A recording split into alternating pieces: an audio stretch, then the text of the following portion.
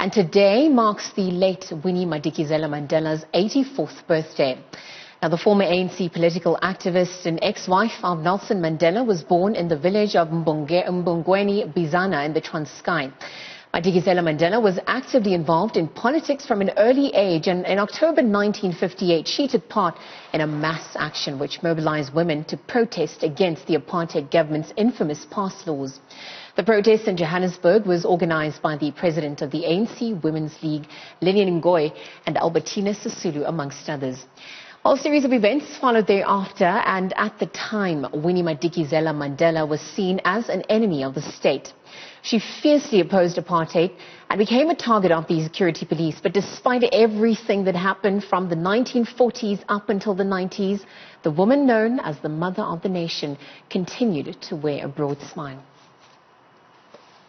Now, joining me to discuss the life and legacy of Winnie Madikizela-Mandela is Professor Pumla Gqola from the Center for Women and Gender Studies at the Nelson Mandela University, as well as EFF's National Chairperson, Veronica Mente.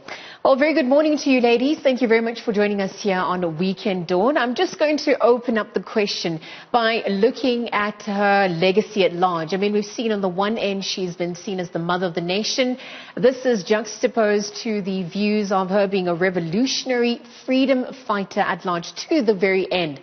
I mean, the truth is somewhat in between on what her legacy ultimately encapsulates. How would you contextualize that? Professor Pumla, let's start with you on that.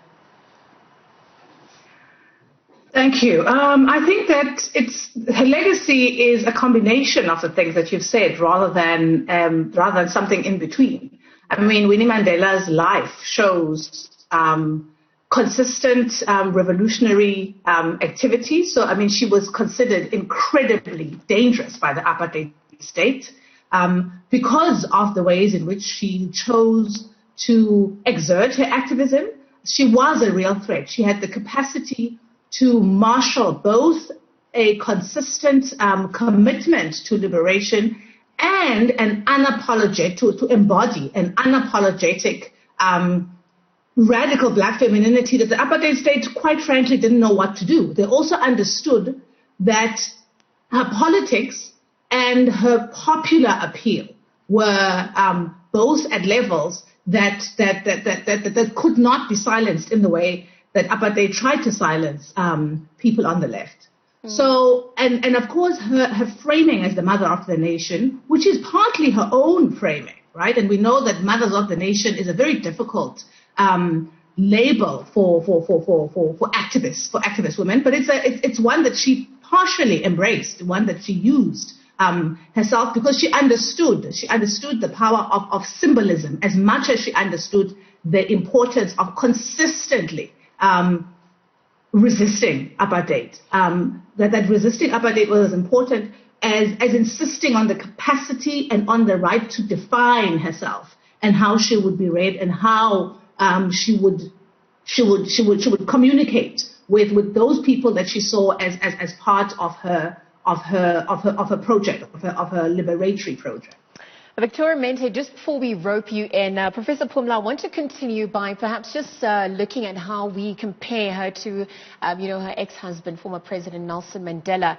Her life marked by racism and sexism, also fighting patriarchy at large. But looking at, how critical it was when she passed away back in 2018 and using those dynamics as a backdrop perhaps to what is currently unfolding in South Africa. I mean, ultimately, what dynamics are still being played forth so many years later? Sorry, I missed the last part. I'm just saying in terms of the dynamics that continue to be played out. I mean, she was subjected to sexism and racism at large. And looking at a current South Africa, how are these dynamics a reminder of the current situation in South Africa? I mean, I think that if you pay attention to how the relentless violence to which Winnie Mandela and later Winnie Madikizela-Mandela, so I'm using the names that she called herself, was subjected, you can certainly see you can see consistency, you can see continuances in terms of how the South African public, how the South African state historically dealt with women and dealt with black women. And so we see the patriarchal and white supremacist treatment of Winnie in the apartheid state, but we see it also in the way in which she is treated post-apartheid in terms of the memory industry. So we see a woman who dedicated decades of her life, who was a pathbreaker long before she married her revolutionary boyfriend, Mandela. So who has her own politics and a whole trajectory reduced into the small thing that is simply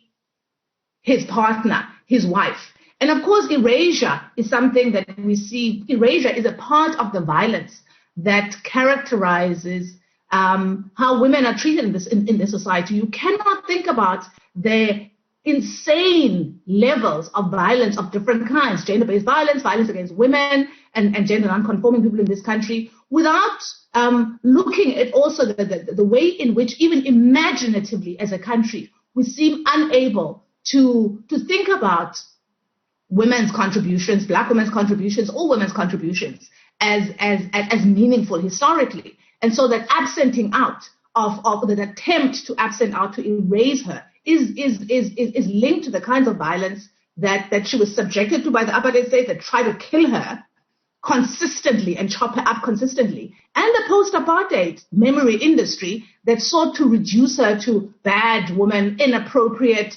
excessive, which we see also meted out on the lives of women generally, and especially women who are considered too much. Victoria Mente, I want to rope you in now and perhaps just hear from your end about the life and times of the late Winnie Madikizela-Mandela, perhaps what her legacy and political history was all about from your vantage point. Thank you very much, and good morning. I'm Veronica Mente. One thing that resonates with me a lot where Mama Winnie is concerned is a statement she made in one of her interviews where she said, 7 nights, 7 days, they tortured me non-stop. And the only thing that will be a kind of a relief was when I pass out. And my body automatically becomes numb. I don't feel the pain anymore. I don't care what's happening. So that's what I took when I got into the space of politics, of course, knowing Mama Winnie way before, because I come from the same province as her, I think, or also with Sis Poomla. So we always grew up in a space where her name was a constant reminder of how a woman should go forward, never give up. So she comes along as this resilient, powerful character that you would say conquers it all, for the lack of better word. She had conquered it all, and with things that are happening today, with all the torturing that's happening throughout, in a religious space, in a traditional space, in a political space, the torture that's carried out by government as well on women, you remember her words to say, the only way you get relieved of this pain is when your body becomes numb. And from there, I took that kind of a statement. I said, the only way for me to be numb is when I go to sleep. But when I wake up, I should go and fight. The pain is going to be meted against me as a woman. The pain is going to be meted against many other women. But the moment I wake up from the sleep, I should not stop fighting. Now, Professor Pumla, I want to perhaps just go back to a point you mentioned about the use of violence, perhaps in the erasing of her memory, somewhat to date. And just looking at the difficult position Mum Winnie Madikizela-Mandela was in. I mean, not only was she a revolutionary freedom fighter, but ultimately she was also fighting her own personalized trauma. But that also was a cause for her to resonate with so many South Africans. But looking at the way her legacy is being upheld in the country to date by the ruling party and the government at large, I mean, why isn't more being done to uphold her memory and also hand on the baton that she had entrusted to all those who, were influenced by her life and times? That's a very good question.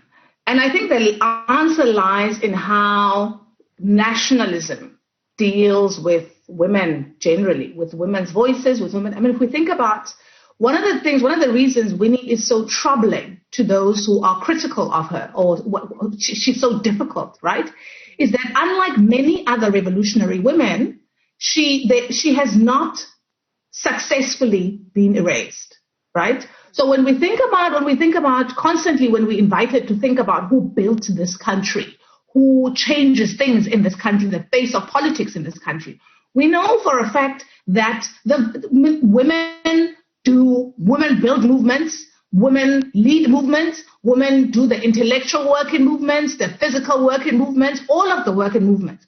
But consistently then, as now, we continue to see the face of activism be that of men. And the ruling party, the ANC, the party that she dedicated her life to, is incredibly violent to women. Despite the commitment to non-sexism and non-racism, it behaves like many other nationalist parties, many liberation movements, many political parties after flag independence. It is because nationalism does not really know what to do with women. And I think that the powerful thing about Winnie, and the frightening thing for nationalists about Winnie, is that she will not go away. And her appeal and her work resonates so far beyond the party that should own her, because that was her political home. So like MP Mente, since Veronica was saying earlier on, one of the things is that as growing up as a child as a black girl in apartheid, we had a sense of Winnie, and I think a sense that endures in many South Africans and in many black South Africans' lives, regardless of how they feel about the ANC, that exceeds the category of the ANC. And so the problem is that she won't go away. She could not be successfully erased, and she cannot, because she belongs in some way. She had a way of connecting to people who were outside of her political home. And so in many ways, if we look at her when she died, very often when women like her, who were as powerful in the ANC, who were leaders,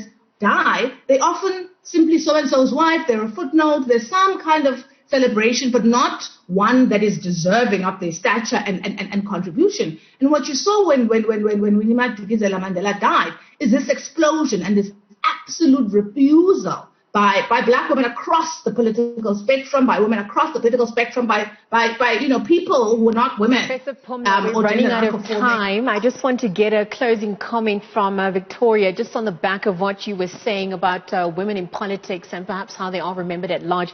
Victoria, I mean, we're looking at some of the economic policies that Winnie Madikizela stood for. We've seen that she was skewed towards some of the EFF's stances regarding the issues of land, amongst others. To date, I mean, what is the EFF doing perhaps to keep her memory alive, maintain her legacy from your stance? We're looking at the EFF who'd spoken about building a school in her honor, the renaming of Cape Town International Airport, and even its headquarters. What does it look like on your front, Victoria? Just like you said, in the EFF, we do not regard Mama Winnie as Mama Winnie of the ANC. We regard Mama Winnie as Mama Winnie of Mother of the Nation. We don't want to say we own her. We regard her as the mother of all children in South Africa, because that's who she was. She wouldn't care whether you come from which party, for as long as you are a woman who's oppressed, for as long as you are a South African, you are an African, even in the diaspora, who's oppressed in Africa. So Mama Winnie would always say, make sure that Africa is one. make sure that we understand that when we all went throughout the apartheid regime, and others went to exile, and others were in South Africa, and others trying to fight within the diaspora, it means that we need to reunite the Africans, and we need to make sure that here in Africa it's a home for everyone. So with us in the EFF, like you have mentioned, we keeping her memory alive. We're building a school in her name. Mente, and the EFF National Chairperson. We're going to have to leave the conversation there, as well as Professor Pumla Gqola from the Center for Women and Gender Studies at the Nelson Mandela University. Again, both chatting to us about the political life and legacy of Winnie Madikizela-Mandela, as well as, of course, just rehashing the controversies surrounding the commemoration of her legacies 2 years after passing away.